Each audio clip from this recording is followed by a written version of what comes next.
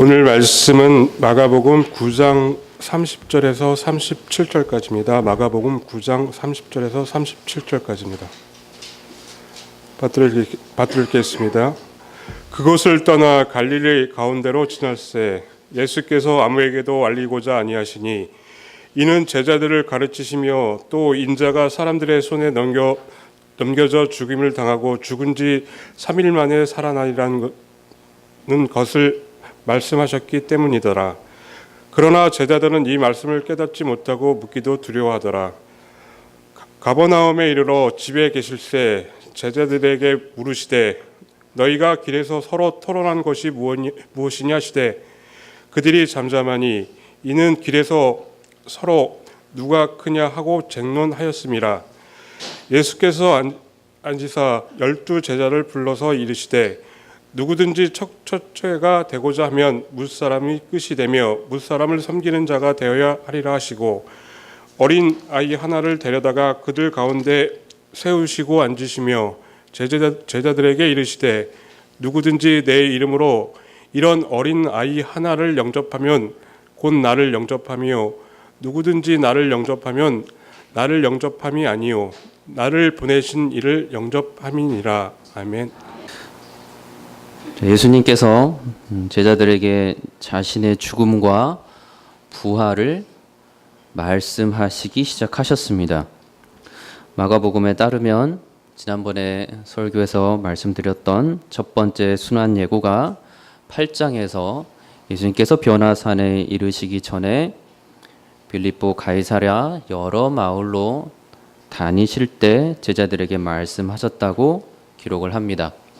마가복음 8장 31절에 인자가 많은 고난을 받고 장로들과 대제사장들과 서기관들에게 버림받아 죽임을 당하고 사흘 만에 살아나야 할 것을 비로소 그들에게 가르치셨다고 말씀합니다. 오늘의 두 번째 순환 예고가 등장하는데 9장인 오늘 본문에서 한 아버지의 그 아들의 질병을 고치시고 귀신을 내쫓으신 이후에 갈릴리 가운데로 지나실 때에 예수께서 제자들에게 말씀하셨습니다. 마가복음 9장 30절 이하로 그곳을 떠나 갈릴리 가운데로 지날새 예수께서 아무에게도 알리고자 아니하시니 이는 제자들을 가르치시며 또 인자가 사람들의 손에 넘겨져 죽임을 당하고 죽은 지 사흘 3일 만에 살아나리라는 것을 말씀하셨기 때문이더라. 세 번째 순환 예고가 등장하는 부분은 10장에서 등장을 하게 됩니다. 이는 드디어 예수님께서 예루살렘으로 올라가는 길에서 제자들에게 친히 하신 말씀에서 이 세 번째 순환 예고가 등장합니다. 마가복음 10장 33절에 34절 이하로 우리가 예루살렘에 올라가노니 인자가 대제사장들과 서기관들에게 넘겨짐에 그들이 죽이기로 결의하고 이방인들에게 넘겨주겠고 그들은 능욕하며 침뱉으며 채찍질하고 죽일 것이나 그는 3일 만에 살아나리라 하시니라. 이렇게 세 번의 순환 예고를 제자들에게 직접적으로 말씀하신 이후에 우리가 아는 바대로 예수께서는 마지막 십자가의 길로 행하게 됩니다. 예수님의 실제적인 기적 그리고 실제적인 현실 속에서 실제적으로 나타났던 놀라운 능력들을 제자들이 그들의 눈앞에서 보았던 것을 우리는 수차례 말씀을 통해서 확인하였습니다. 그렇다면 이 세 차례로 계속해서 예수님께서 특별하게 말씀하고 계시는 이 순환 예고는 제자들에게 어떻게 다가왔습니까? 첫 번째 순환 예고에서는 베드로의 강한 반발이 있었던 것을 우리는 확인하게 됩니다. 마가복음 8장 32절에 드러내놓고 이 말씀을 하실 때 베드로가 예수를 붙들고 항변하매라고 기록을 합니다. 자, 이러한 태도를 예수님께서는 무엇이라고 책망하십니까? 순환 예고는 하나님의 일이지만 베드로의 그러한 항변은 그럴 수 있는 것이 아니라 사람의 일을 생각하는 것이고 사탄의 행위라고까지 주께서는 말씀하셨습니다. 마가복음 8장 33절에 예수께서 돌이키사 제자들을 보시며 베드로를 꾸짖어 이르시되 사탄아 내 뒤로 물러가라 내가 하나님의 일을 생각하지 아니하고 도리어 사람의 일을 생각하는도다. 자, 무엇이 제자들로 하여금 예수님의 이 순환 예고의 이 말씀에 주저하게 만들고 또 두렵게 만들고 있습니까? 다시 말씀드리지만 제자들은 지금 놀라운 예수님의 능력들을 계속해서 보고 있었습니다. 바로 앞에 그 변화산에서는 예수님께서 영광의 광채로 정말로 변화한 것을 그들이 보았습니다. 모세와 엘리야와 더불어 말씀을 나누시는 것을 살아있어서 보았던 베드로와 다른 두 제자가 보았습니다. 그들이 내려와서는 한 아들의 알바 그 아들의 질병을 고치시고 귀신을 내쫓으신 것도 바로 제자들이 보았습니다. 그러한 현실 속에서 실제적인 기적과 능력을 정말로 예수님께서 베푸셨고 제자들은 그것을 여러 번 보고 지금 지내고 있습니다. 그런데 제자들은 이 예수님의 이 순환 예고에 대해서 아무런 대꾸를 드디어 하지 않는 것을 발견하게 됩니다. 32절에 보면 제자들은 이 말씀을 깨닫지도 못하고 묻기도 두려워하였다라고 말씀하고 있습니다. 아마도 제자들은 바로 얼마 전에 그들의 기억 속에서 베드로가 예수님의 이 첫 번째 순환 예고를 들었을 때 예수님을 붙잡았지만 예수께서 매우 강하게 책망하셨다는 것을 그들이 기억하고 있었을 것입니다. 두 번째 순환 예고를 들었을 때 그것을 기억했던 제자들은 무슨 말인가 지금 이해가 될 법도 한데 차마 이 말씀을 이해하고 싶지 않은 마음이 그들 마음속에도 강하게 있었습니다. 예수님께서 예루살렘에서 세 번째 순환 예고를 제자들에게 하신 이후에 세베대의 두 아들이었던 야고보와 요한의 어머니가 예수를 찾아와서 절하며 구한 것이 있었습니다. 마태복음 20장 21절에 이르되 나의 이 두 아들을 주의 나라에서 하나는 주의 우편에 하나는 주의 좌편에 앉게 명하소서. 이 같은 사건을 마가복음은 두 아들 야고보와 요한이 직접 예수께 구하였다라고 기록을 하고 있습니다. 마가복음 10장 35절 이하로 세베대 아들 야고보와 요한이 주께 나와 여짜오되 선생님이여 우리가 무엇이든지 구하는 바를 우리에게 하여 주시기를 원하옵나이다. 이르시되 너희가 무엇을 하여 주기를 원하느냐 여짜오되 주의 영광 중에서 우리를 하나는 주의 우편에 하나는 좌편에 앉게 하여 주옵소서. 야고보와 요한은 베드로에 못지않은 매우 특별한 예수님의 사랑을 받고 있었던 관심을 받고 있었던 제자들이었습니다. 그들의 첫 시작이 베드로와 함께 등장하고 있음을 우리는 본문을 통해서 확인해 보았습니다. 예수께서 두 배에 잡은 고기가 가득 차서 잠기게 되었다라는 사건을 이 세 사람 중에 두 사람인 야고보와 요한이 경험하고 있었습니다. 베드로와 함께 아버지 세베대를 품꾼들과 함께 바로 배에 버려두고 예수를 쫓아갔던 자들이 바로 이 두 사람이었습니다. 시몬 베드로의 장모의 열병을 고쳐주실 때에 그 자리에 있었던 두 제자가 바로 이 야고보와 요한이었습니다. 변화산에서 세 명의 제자만을 데리고 가실 때 다른 사람들은 아무도 따라오지 말라는 예수님의 그 명의 축복을 받은 세 사람 중에 그 두 사람이 바로 이 야고보와 요한이었습니다. 베드로와 마찬가지로 예수님의 그 영광의 광채 그 변화를 직접 보았던 자들이 바로 그들이었습니다. 그리고 그들은 예루살렘에서 사마리아 한 마을에 들어갔을 때에 그들을 받아들이지 않던 그 사마리아 마을을 보고 예수님께 말하기를 주여 우리가 불을 명하여 하늘로부터 내려 저들을 멸하라 하기를 원하시나이까라고 분을 내었던 제자들이기도 했습니다. 다시 말해서 이 제자들은 그 중에서 특별히 야고보와 요한은 예수님이 어떤 능력을 가지고 계셨으며 또 실제로 어떤 능력을 하실 수 있는지를 잘 알고 있었던 자들이었습니다. 그런 특별한 경험을 하고 있었던 이 야고보와 요한이었지만 두 번째, 세 번째 예수님의 순환 예고를 듣고서, 특별히 세 번째 순환 예고를 듣고서 특별한 지위를 약속해 주옵소서라는 청을 예수께 드리고 있는 것입니다. 어리석은 자신들의 유익을 구하는 청을 지금 하나님이시고 참신이신 예수께 말씀드리고 있는 것입니다. 그래서 마태복음 20장 22절 이하로 예수님 말씀하십니다. 너희는 너희가 구하는 것을 알지 못하는도다. 내가 마시려는 잔을 너희가 마실 수 있느냐? 그들이 말하되 할 수 있나이다. 이르시되 너희가 과연 내 잔을 마시려니와 내 좌우편에 앉는 것은 내가 주는 것이 아니라 내 아버지께서 누구를 위하여 예비하셨든지 그들이 얻을 것이니라. 마태복음에서 예수님께서 말씀하시는 이 예수님의 잔 이야기를 듣고서 다른 제자들의 태도가 그 다른 두 명을 격려하거나 응원하거나 하지 않고 말씀해 보니 그 두 형제에 대하여 분이 여겼다라고 기록을 하고 있습니다.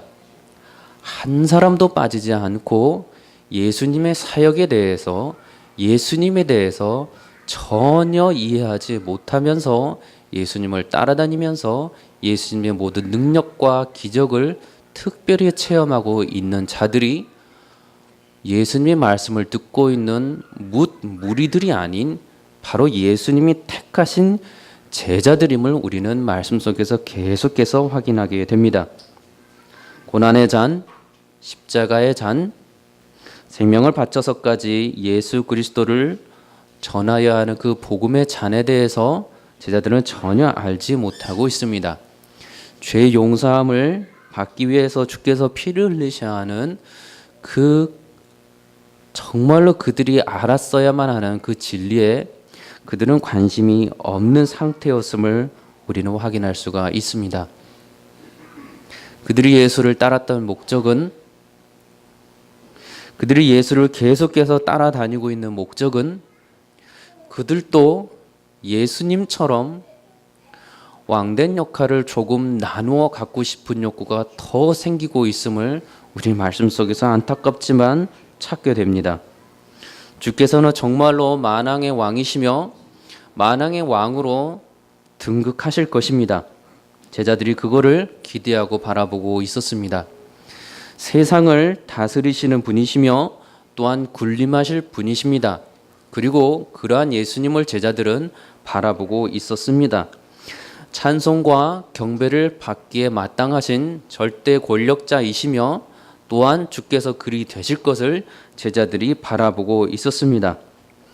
황제 중에 황제가 마실 황금으로 되어 있을 그 잔에 가장 아름답고 향기로운 그 와인이 담겨 있을, 그리고 그들이 바로 왕 대신 예수 곁에서 그것을 함께 왕 대신 예수와 함께 나누어 먹을 수 있는 자들이 그들이 될 것이라고 그들은 예수를 계속해서 쫓아다니며 생각하고 있었습니다. 예수께서 그들에게 가르치신 말씀이 또 있었는데 그것은 바로 누가복음 9장에 나오는 아무든지 나를 따라오려거든 자기를 부인하고 날마다 제 십자가를 지고 나를 따를 것이니라. 누구든지 제 목숨을 구원하고자 하면 잃을 것이요 누구든지 나를 위하여 제 목숨을 잃으면 구원하리라 라는 말씀을 제자들에게 또한 주신 것을 우리는 확인하게 됩니다. 예수님께서 순환 예고의 말씀만 하신 것이 아니라 예수님의 가르침은 언제나 동일하게 제자들에게 전해지고 있었다는 사실을 우리는 또다시 확인하게 됩니다. 이 가르침은 첫 번째 순환 예고 이후에 예수님께서 베드로의 항변을 듣고 책망하신 후에 그를 따르는 제자들에게 알려주신 가르침이었습니다. 서로 첫 번째가 되어서 왕이 되실 예수님의 좌와 우에서 함께 통치하고 누릴 수 있는 그 영광을 기대하고 열심히 따라가며 모든 것을 버렸던 제자들에게 예수님은 제자들이 이해할 수 없고 또한 이해하고 싶지 않은 진리를 지금 제자들에게 계속해서 가르쳐 주고 계시는 것입니다. 자기 십자가, 예수님의 잔과 같은 그러한 말씀을 듣고서 제자들은 혹시나 내가 바라는 것과는 다른 말씀을 예수님이 지금 하고 계시는 건가 하며 그 생각을 들 때 그들은 두려워할 수밖에 없었던 것입니다. 교회 내에서 믿음의 성도들은 무엇을 바라보며 예수를 쫓아갑니까? 성경 안에서는 분명히 주님의 축복의 말씀들이 있습니다. 만물을 지으신 분도 주님이시고 만물 가운데 충만으로 계속해서 충만케 해주신 분도 주님이시고 이 땅 가운데 땅과 모든 좋은 것들을 세상 사람들이 누리는 좋은 것들을 허락해 주시는 분도 주님이십니다. 악인과 선인에게 동일하게 햇볕과 공기를 주시는 분도 주님이십니다. 그러나 동시에 주께서는 그리스도의 십자가의 복음을 또한 말씀해 주셨습니다. 계명을 지키라고 말씀하셨고 그들에게 가장 기본적이고 가장 중요한 10계명을 이스라엘 백성들에게 주셔서 그들로 하여금 생명의 길을 걷도록 하여 주셨습니다. 많은 구체적인 방법들까지 그들에게 알려주시면서 말씀을 가까이 하고 하나님과 언제나 동행하라고 이스라엘 백성들에게 무선지자를 통하여서 길들을 알려주셨습니다. 가장 좋은 것들, 정말로 그들의 눈에 현실 속에서 눈에 좋은 것들을 그들에게 주셨습니다. 그러나 동시에 그것을 지키지 아니하였을 때는 악한 것이 재앙들이 그들에게 올 것이란 것도 알려주셨고 또한 동시에 믿음의 사람들은 그곳으로만 있기 때문에 하나님을 경배하는 것이 아니고 하나님이 하나님 되시기 때문에 경배하는 모습을 먼저 아브람과 모세와 뭇 선지자를 통하여서 또한 보여주셨습니다. 그런데 교회 안에서 믿음의 성도들은 어떤 말씀에 예수 그리스도를 붙잡고 살아가십니까? 주께서 주시기로 한 많은 약속들, 많은 축복들을 그거를 위해서 정말 예수 그리스도를 따라가십니까? 축복의 말씀도 주께 있으니 축복의 말씀을 더욱 따르기 위해서 믿음 생활 하시겠습니까? 그렇다면 주께서 다른 한쪽으로 보여주시는 말씀을 지키지 않았을 때의 심판과 재앙의 말씀들에서는 어떻게 받아들이며 구약 내에서 수없는 많은 또 믿음의 사람들이 악인들로부터 힘든 삶을 살게 됐던 모습을 보면서 여러분은 어떤 신앙생활의 목표를 가지고 살아가시겠습니까? 두 군데 다 여러 목소리가 여러분들한테 들립니까? 아니면 지금 내 모습 속에서 내 신앙은 무엇을 더 호기심 있게 찾아가며 인생을 살아가고자 하십니까? 교회 내 많은 직분자들이 세워질 것입니다. 여러분들은 내년 2018년에 새로운 모습으로 주께서 부르시는 자로 불러주셨을 때 어떠한 모습으로 무엇을 바라보며 살아가시겠습니까? 제자들도 예수님 곁에서 여러 가지의 모든 말씀들의 색깔들을 다 들었던 자들이었습니다. 여러분도 교회 안에서 본인의 말씀의 묵상과 선포되는 말씀과 여러 가지 가르치는 말씀을 통해서 여러 색깔의 그러나 같은 한 성경에서 나오는 말씀들을 여러분들은 계속 듣게 되실 것입니다. 여러분들은 무엇에 더 관심과 무엇에 더 호감을 느끼며 신앙생활을 하려 하시겠습니까? 지금 이 자리에서 예수님께서 이 순한 예고의 말씀을 여러분들에게 들려주셨을 때 여러분들의 반응은 별로 듣고 싶지 않은 말씀입니까? 아니면 그 말씀 때문에 내가 살 수 있으니 주님 감사합니다라는 고백을 계속해서 하려는 마음으로 신앙생활 하시겠습니까? 제자들이 그런데 변했습니다. 이런 모습으로 예수님께 그러한 청을 드렸던 제자들이 놀랍고 신기하게도 베드로와 야고보와 요한 그리고 가룟 유다를 제외한 다른 제자들이 모두 변했습니다. 정말로 그들이 지고 갈 수 있다고 생각했을 그 십자가, 정말로 그 십자가를 지고 놀랍게 복음의 길을 걸어갔습니다. 예수님의 잔을 마실 수 있습니다라고 예수님께 전혀 다른 모습으로 그 잔을 생각하며 할 수 있다고 말했는데, 정말로 그들이 놀랍게 예수님이 말씀하시는 바로 그 잔, 바로 그 십자가의 잔을 정말 마시고 그들의 평생 속에서 복음을 외치고 회개를 외치고 용서를 구하는 은혜 가운데 살아가는 삶을 정말 살게 되었습니다. 처음에는 그들의 삶 속에서 예수님의 무한하신 그 영광을 현실 속에서도 나눠 가지고 싶은 생각만 가득해서 모든 것을 버리고 아깝지 않고 예수를 쫓았지만, 그들이 정말로 변해서 복음 안에서 예수님의 영광을 선포하는 자로서 그들이 살게 되었습니다. 놀랍게 그들이 순례자의 삶을 기쁨으로 받아들이며 복음과 하나님 나라를 외치며 살았습니다. 하나님의 거룩한 자로서 정말로 살게 되었고, 하나님의 영광이신 성령 안에서 정말로 그들이 말씀 속에서 순종하며 거룩한 자로 모든 삶을 들여서 주를 위하여 헌신할 수 있는 삶을 살게 되었습니다. 주님의 말씀을 전혀 모르고 이해하지 못해서 두려워하기까지 하였던 그들이 놀랍게 그리스도를 정말로 만나고, 그들이 정말로 성령 안에서 그리스도를 다시 받아들인 이후에 그들이 약속했던 십자가, 그들이 마시겠다고 했던 그 잔을 정말로 마시면서 살아갈 수 있게 되었습니다. 그리고 그들의 삶은 주께서 가장 기뻐하시는 삶으로 살게 되었고, 그들의 삶은 많은 생명들을 사람들 속에 전할 수 있는 자들이 또한 되었습니다. 제자들의 발을 아끼신 씻기신 예수님처럼 그들 또한 사람들을 섬기는 자가 되었고, 목숨까지도 아끼지 아니하고 예수 그리스도만이 길이요 진리요 생명이시며 그 유대 사회에서 하나님의 유일하신 독생자라고 외치는 자가 되었습니다.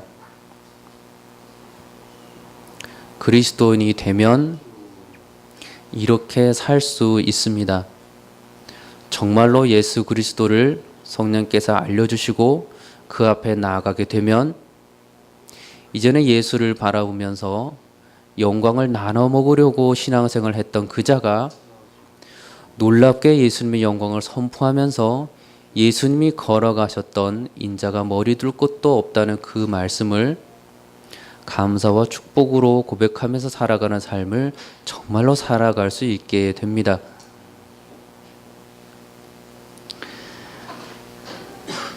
두 번째 함께 나눌 말씀은 예수님의 섬김과 그 낮아짐이 오늘 본문을 통해서 어떠한 모습으로까지 연결되고 있는가를 함께 살펴보고자 합니다.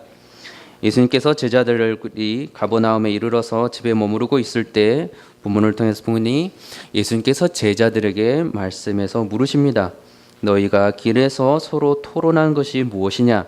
이에 제자들이 대답하지 않고 잠잠합니다. 그들이 잠잠하니 이는 길에서 서로 누가 크냐 하고 쟁론하였습니다. 그리고 예수님께서 12 제자를 불러서 가르쳐 주십니다. 누구든지 첫째가 되고자 하면 무사람의 끝이 되며 무사람을 섬기는 자가 되어야 하리라 하시고, 어린아이 하나를 데려다가 그들 가운데 세우시고 안으시며 제자들에게 이르시되 누구든지 내 이름으로 이런 어린아이 하나를 영접하면 곧 나를 영접함이요 누구든지 나를 영접하면 나를 영접함이 아니요 나를 보내신 이를 영접함이니라. 구원받은 자, 참 그리스도인이 된 자, 그들이 갖는 공통적인 가장 큰 태도와 모습이 있는데 그것은 겸손함입니다. 예수님의 입장에서 이 낮아짐은 사실상 이 땅에서 보내어진 그 첫날 그 첫 시각부터 이미 시작되어진 겸손함이었습니다. 하나님 아버지의 독생자의 영광이신 예수 그리스도께서 이 땅에 인간의 몸으로 입고 오셨습니다. 장성한 어른으로 오신 것이 아니라 어머니 마리아의 태에서부터 지극히 작은 자로서 반드시 도움을 받아야만 생존할 수 있는 연약한 존재로 이 땅에 오셨습니다. 베들레헴의 마을 구유에 그 강보로 쌓여서 누우셨지만 어느 따뜻한 낭만적인 곳에서 태어나신 것이 아니라 실상은 여관에 있을 곳조차도 없어서 겨우 찾아낸 곳이 바로 그곳이었음을 우리는 성경을 통해서 바라보게 됩니다. 예수께서는 여느 인간과 마찬가지로 태아로 잉태하셨고 아기로 태어나셨으며 청소년기와 청년기를 거치고 성인으로 자라나는 모든 과정을 직접 겪으셨습니다. 부모님을 공경하는 아들로 자라나셨으며 장남으로서 동생들이 있고 그들을 돌보는 위치에도 또한 서 계셨습니다. 생계 유지를 위해서 아버지 요셉을 도와 목수의 일을 배우시며 일하는 분이 바로 이 예수 그리스도이셨습니다. 이는 사람들의 증언을 통해서도 나타나는 것이 마가복음 6장 3절에 이 사람이 마리아의 아들 목수가 아니냐, 야고보와 요셉과 유다와 시몬의 형제가 아니냐, 그 누이들이 우리와 함께 여기 있지 아니하냐 하고 예수를 배척한지라. 지극히 인간의 한 모습으로 그렇게 오랜 시간 동안 장성한 성인이 될 때까지 인간의 모습으로 겸손하게 살아가셨습니다. 예수님께 참 인간이시지만 또한 참 하나님이심을 우리가 생각한다면 삶의 현장에서 이렇게 겸손하게 주께서 일생을 살아오시는 모습을 본다면 예수님이 평생 동안 겸손을 떠나지 아니하신 분이셨음을 우리는 알 수가 있습니다. 주께서 육신의 모습을 오신 이 예수 그리스도, 이 사실부터 너무나 놀라운 사실이고 진리임을 놓치지 않고 말씀해주고 있습니다. 요한복음 1장 14절의 말씀이 육신이 되어 우리 가운데 거하신다고 말씀하시고, 그런데 그분의 영광을 보니 아버지 독생자의 영광이요 또한 은혜와 진리가 충만하시다라고 본문을 통해서 말씀합니다. 빌립보서 2장 6절의 9절, 너무나도 중요한 구절인 그는 근본 하나님의 본체시나 하나님과 동등됨을 취할 것을 여기지 아니하시고 오히려 자기를 비워 종의 형체를 가지사 사람들과 같이 되셨고 사람의 모양으로 나타나사 자기를 낮추시고 죽기까지 복종하셨으니 곧 십자가에 죽으심이라. 하나님 앞에서의 겸손은 예수 그리스도께서 그리하셨던 것처럼 하나님의 말씀에 순종하고 죽기까지 복종하는 모습으로 나타납니다. 인간 앞에서 착한 사람들이 보인다고 하는 그 겸손은 아무리 그가 교만하지 않고 겸손하고 착한 자라고 할지라도 그 상대방의 말을 듣고 죽기까지 순종하고 복종하는 모습으로는 나타나지 않습니다. 예수께서 보이셨던 그 십자가에서 돌아가시기까지 하나님 말씀에 복종하셨던 것은 사람들이 보기에는 그러나 매우 어리석은 것이었고 조롱거리였고, 그러나 그의 사랑을 받을 만한 뭇 자녀들에게는 생명의 길이고 참된 구원의 길이었음을 우리는 본문을 통해서 확인합니다. 바울은 이것을 너무나 잘 알았고 그래서 고린도 교회에 말합니다. 고린도전서 1장 23절로 4절에 우리는 십자가에 못 박힌 그리스도를 전하니 유대인에게는 거리끼는 것이요 이방인들에게는 미련한 것이로되 오직 부르심을 받은 자들에게는 유대인이나 헬라인이나 그리스도는 하나님의 능력이요 하나님의 지혜니라. 2000년 전에만 예수님이 이렇게 보여지는 것이 아니고 안타깝지만 2000년이 지난 지금의 현실 속에서도 예수님은 동일하게 바라봐지고 있습니다. 겸손으로 이 땅에 오신 예수 그리스도, 다시 승천하셔서 다시 오시겠다고 하신 완전한 영광을 취하신 예수 그리스도이지만 이 땅 가운데 여전히 예수 그리스도께서는 겸손한 모습으로 사람들에게 보여지고 있습니다. 사람들의 눈에 그들이 2000년 동안 들려진 예수 그리스도가 세상을 창조하시고 세상을 지금도 다스리고 계시고 언제나 세상을 뒤엎으실 만한 분이시고 모든 질병과 모든 아픔을 고쳐주시는 분으로 그들에게 들렸다면, 위대하신 영광의 하나님으로 뭇 사람들에게 다 들렸다면 모든 사람들이 예수를 두려워하였을 것입니다. 그런데 지금도 예수 그리스도께서는 말씀 속에서 겸손한 모습으로 사람들에게 계속해서 다가가고 계십니다. 왜 이런 방식으로 다가가고 계시는지 우리는 알 수는 없지만, 우리는 좀 더 힘있고 조금 더 특별한 모습으로 주께서 나타나서 세상 사람들에게 모습을 드러내 주시기를 바라지만, 주께서는 그 방법을 사용하지 아니하시고 지금도 이 인간들을 사용하셔서, 구원받은 백성들을 사용하셔서 천천히 그러나 분명하게 모든 잃은 양들을 찾아내시며 구원의 길을 가고 계십니다.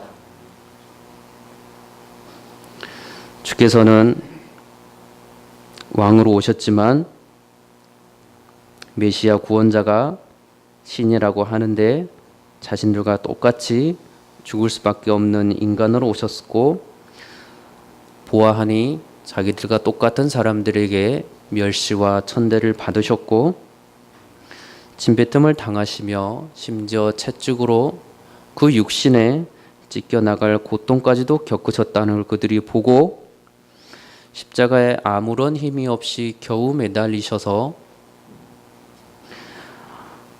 두 손과 두 팔에 그 길다란 못이 십자가에서 떨어지지 않을 만큼 굳게 박혀서 또 온몸에 있는 피를 다 흘리기까지 고통 중에 있다고 정말로 돌아가셔버린 예수를 사람들은 2000년 전이나 2000년 후나 동일하게 그 예수 힘이 없어서 결국 죽어버린, 그러나 사람들 사이에서 착하고 말은 잘 전했던 선생으로 기억하고 있습니다.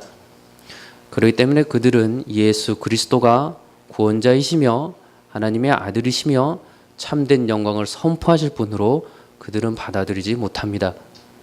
멀리 갈 필요도 없이 저와 여러분들이 죄인 되었을 때에 예수를 어떻게 바라보고 있었는지를 생각한다면, 하나님께 친히 보내신 하나님 아들 예수 그리스도를 어떻게 바라보고 있었나가 우리가 생각한다면, 우리 또한 이 모습에서 자유로울 수 없었다는 사실을 우리는 너무 안타깝고 죄송스럽지만 발견하게 됩니다. 저와 여러분들이 선포해야 될 이 복음의 메시지의 그 대상이 바로 저와 여러분과 같은 지금도 예수는 힘이 없고 능력이 없어서 어쩔 수 없다고 생각하는 저들에게 전하여 줘야만 하는 복음의 메시지고, 그들이 반드시 들어야만 하는 능력이신 예수 그리스도입니다. 참된 그리스도는 그렇게 예수 그리스도를 세상에 창조하실 때 하나님과 함께 계셨던 분이라고 분명히 고백을 하며 만물을 다스리는 분으로 분명히 고백을 합니다. 골로새서 1장 15절로 17절에 그는 보이지 아니하는 하나님의 형상이시요 모든 피조물보다 먼저 나신 이시니 만물이 그에게 창조되되 하늘과 땅에서 보이는 것들과 보이지 않는 것들과 혹은 왕권들이나 주권들이나 통치자들이나 권세들이나 만물이 다 그로 말미암고 그를 위하여 창조되었고 또한 그가 만물보다 먼저 계시고 만물을 그 안에 함께 섰느니라. 히브리서 1장 2절에 이 모든 마지막 날의 아들을 통해 우리에게 말씀하셨으니 이 아들을 만유의 상속자로 세우시고 또 그로 말미암아 모든 세계를 지으셨느니라. 그는 하나님의 영광의 광채요 본체의 영상이시라. 능력의 말씀으로 만물을 붙드시며 죄를 정결하게 하는 일을 하시고 높은 곳에 계신 지극히 크신 이의 우편에 앉으셨느니라. 참 그리스도인은 십자가에 매달려 돌아가신 예수 그리스도를 바라보며 연약한 자, 무기력한 자, 그래서 죽어버린 자로 보지 아니하고 나를 위해서 창조주 하나님께서, 구원자 하나님께서, 만물을 다스리는 주관자 하나님께서 나를 위하여 십자가에 못 박혀 돌아가시기까지 지극히 겸손하고 지극히 하나님의 말씀에 순종하고 복종하여서 우리를 너무너무 사랑하셔서 그 인생을, 그의 삶을 구원의 삶으로 맞춰주신 분으로, 그렇기 때문에 놀라운 영광의 분, 우리가 마땅히 찬양해야 될 마땅한 분으로 우리는 고백을 합니다. 그러나 제자들은 지금 그 예수를 만나지 못하고 있습니다. 그렇기 때문에 그러한 말씀을 선포하고 계시고 그러한 모습으로 그들을 살려주실 예수를 바라보면서 노상에서 누가 더 크냐라고 말하고 있는 것입니다. 이 모습이 어찌 제자들의 어리석은 모습으로만 비춰지겠습니까? 나를 위해서 십자가 못 박혀 돌아가신 예수 그리스도, 그 하나님을 내가 믿노라 하면서도 내가 이 땅 가운데 살면서 얼마나 많은 영광을 구하면서 살아가는지 우리 자신에게 물어본다면 제자들의 어리석음이 결코 그들의 어리석음으로 끝날 수가 없습니다. 겸손을 구하지만 겸손하지 못하고 사랑을 구하지만 그 사랑을 받은 것을 또 잊어버리고 내가 용서함을 받았음에도 불구하고 내가 용서할 자에 대해서 용서하지 못하고 미워하기만 하는 마음이 여전히 마음속에 남아있는 존재들이 인간들입니다.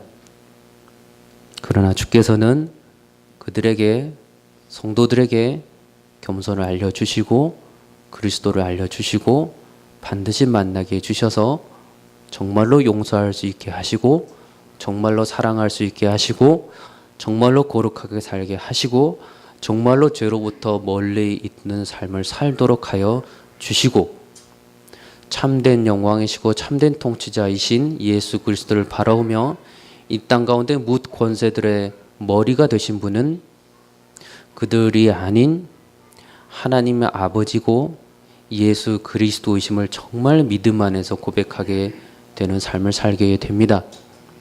그렇기 때문에 미래를 알지 못하지만 두려워하지 않을 수 있는 마음을 주시고 이 땅 가운데 세상은 여전히 낮은 자로 혹여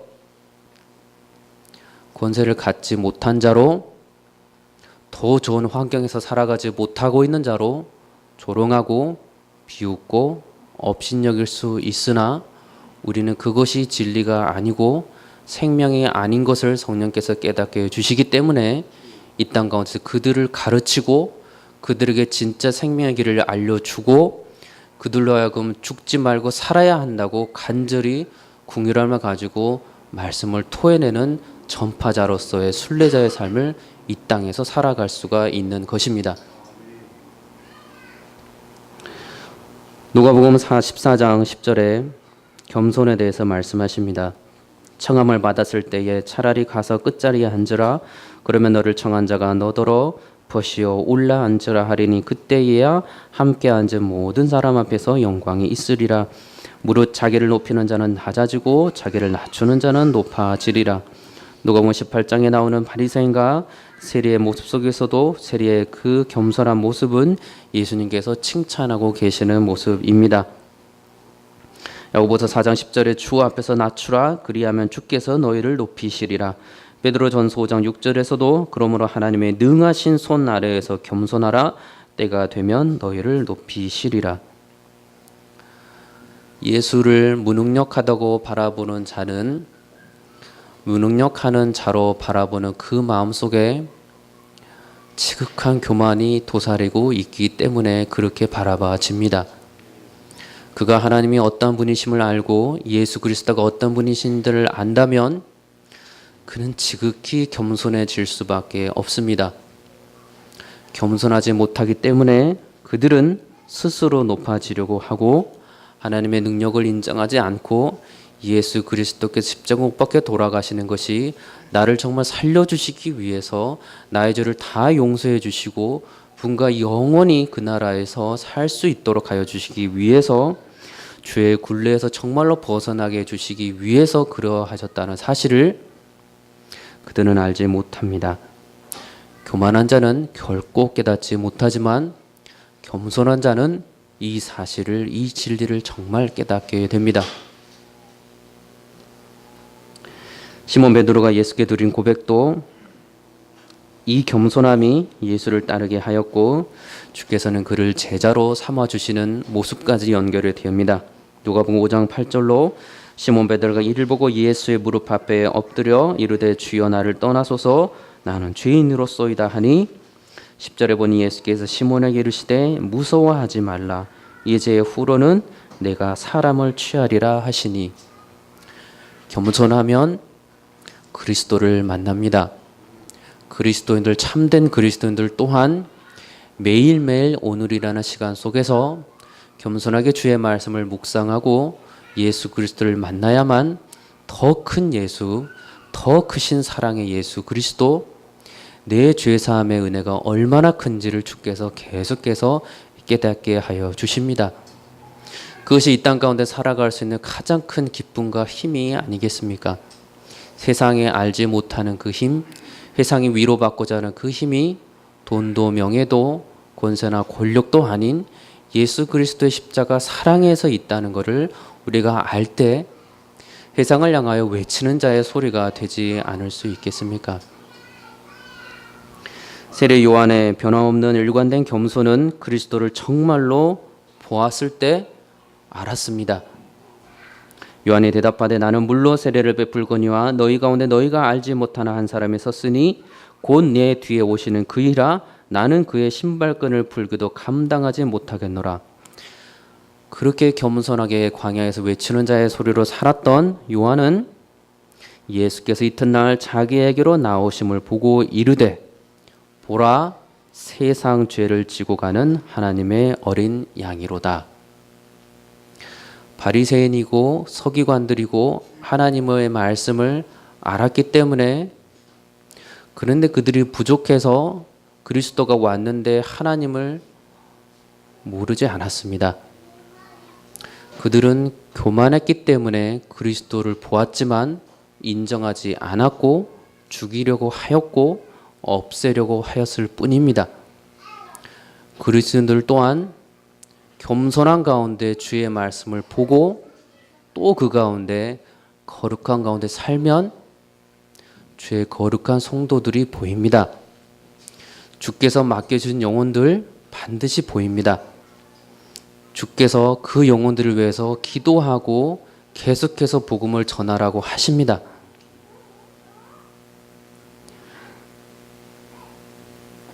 어린아이 하나를 데려다가 제자들을 가르치시는 그 말씀이 겸손히 어떻게 하나님을 사랑하고 영접하게 되는 것까지 연결되는 것인가를 예수님께서 친히 말씀해 주셨습니다. 내 이름으로 누구든지 이런 어린아이 하나를 영접하면 곧 나를 영접함이요, 누구든지 나를 영접하면 나를 영접함이 아니요 나를 보내신 이를 영접함이니라. 겸손한 자 그는 하나님의 마음을 알게 되고 구원의 기쁨을 알게 되고 구원받을 사람을 위해서 계속해서 복음을 전하는 자가 됩니다. 그리고 그는 예수 그리스도를 계속해서 만나는 정말로 즐거움과 기쁨과 큰 힘을 그의 삶 속에서 실제로 누릴 수 있습니다. 여호와를 경외할 것을 외쳤던 것도 겸손히 하나님을 만나 배웠게 되는 길이라는 것을 성경은 수없이 말씀하고 있습니다. 시편 149편 4절에 여호와께서는 자기 백성을 기뻐하시며 겸손한 자를 구원으로 아름답게 하심이로다. 잠언 15장 33절은 여호와를 경외하는 것은 지혜와 훈계라 겸손은 존귀의 앞잡이니라. 이사 29장 19절은 겸손한 자에게 여호와로 말미암아 기쁨이 더하겠고 사람 중 가난한 자가 이스라엘의 거룩하신 이로 말미암아 즐거워하리니. 이사야 50장 10절은 너희 중에 여호와를 경외하며 그의 종의 목소리를 청종하는 자가 누구냐? 흑암 속에 행하며 빛이 없는 자로도 여호와의 이름을 의리하며 자기 하나님께 의지할지어다. 이사야 57장 15절은 지극히 존귀하며 영원히 거하시며 거룩하다 이름하시는 이가 이와 같이 말씀하시되 내가 높고 거룩한 곳에 있으며 또한 통회하고 마음이 겸손한 자와 함께 있나니 이는 겸손한 자의 영을 소생시키며 통회하는 자의 마음을 소생시키려 함이라. 구약과 신약에 걸쳐서 공통적으로 계속해서 드리는 주께서 주시는 말씀은 그의 사람들에게, 그의 사랑하시는 사람들에게 겸손하여서 그렇게 무릎 꿇고 나를 두려워하고 있으라고 하시는 것이 아니고, 겸손자는 반드시 주께서 구원하여 주시고 그로 하여금 구원을 주시는 하나님, 구원을 주신 예수 그리스도, 그 사랑을 반드시 알게 하여 주신다는 약속의 말씀이 우리 가운데 있는 것입니다. 그렇기 때문에 우리는 매일의 삶을 살면서 지금도 인내하고 지금도 겸손하게 이 땅 가운데서 주님만을 바라봅니다. 주께서 내게 가장 좋은 것들 보여주셨지만 계속해서 좋은 것들을 보여주심으로 하나님의 나라, 의와 희락과 모든 화평과 평강을 정말로 이 땅 가운데서 계속해서 보여주실 걸 우리가 약속의 말씀을 통해서 알기 때문에 우리는 지금도 무릎을 조아리며 겸손하게 주 앞에 나아갑니다. 반드시 주께서 이 약속의 축복의 말씀을 우리에게 주실 것을 우리가 알기 때문에 지금도 겸손하게 주님을 바라보면서 살아가고 있는 것입니다.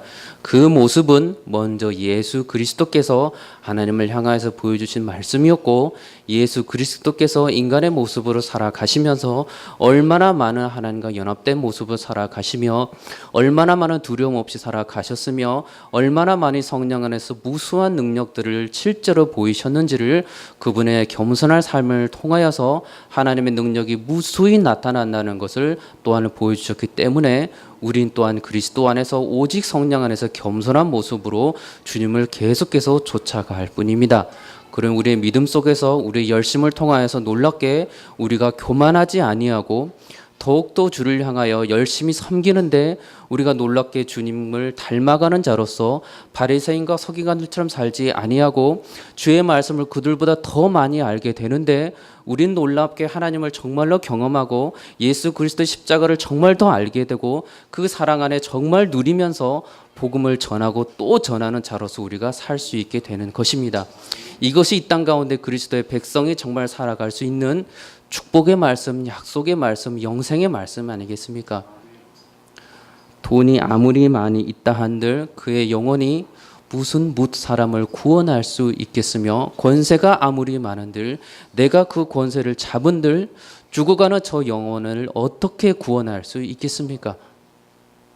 예수 그리스도를 바라보는 겸손만이, 예수 그리스도께 나를 구원하신 그 십자가를 바라보는 것만이 참된 능력, 세상을 구원할 능력, 세상 사람들이 그토록 바라는 그 능력과 그 권세를 모든 그리스도인이 하나님의 자녀가 되어서 정말 누리면서 이 현실 속에서 살아갈 수가 있게 됩니다.